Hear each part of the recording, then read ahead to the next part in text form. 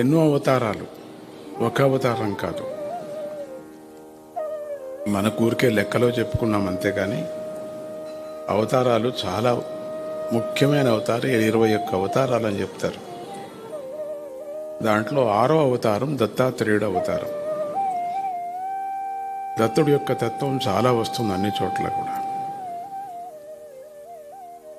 యదుకులానికి ఉపదేశం చేసిందే దత్తుడు. ఆత్మోపదేశం చేయటానికి అవతారం వచ్చింది అంటారు, దత్తుడు అవతారం. యదువంశాన్ని ఉద్ధరించిన వాడు స్వామి దత్తాత్రేయుడు.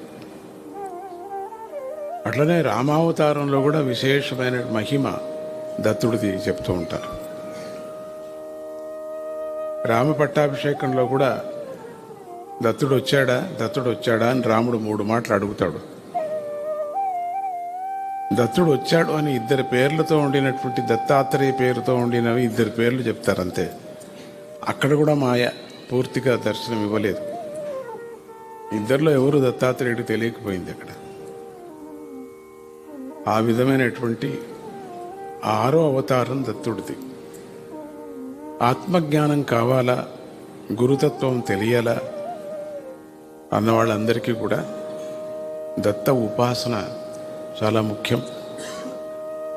భూతాలు, ప్రేతాలు, పిశాచాలు శరీరానికి, మా బుద్ధికి పట్టినటువంటి వాళ్ళకి, తమో గుణం ఉండినటువంటి వాళ్ళకి, సోమారితనం ఉండినటువంటి వాళ్ళకి అంతా కూడా దత్తుడు ఒక ఉపాసనతో, దత్త స్మరణతో అన్నీ పోతాయి.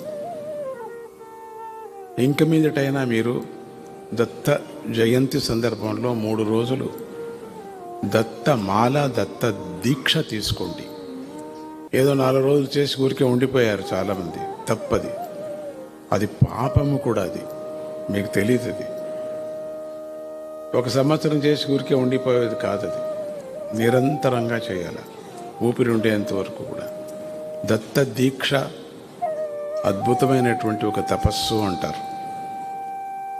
ఎందుకు దత్తాత్రేయుడిని చెప్తున్నానంటే, ఈ భాగవతంలో కూడా వస్తారు అక్కడ దత్తాత్రేయుడు.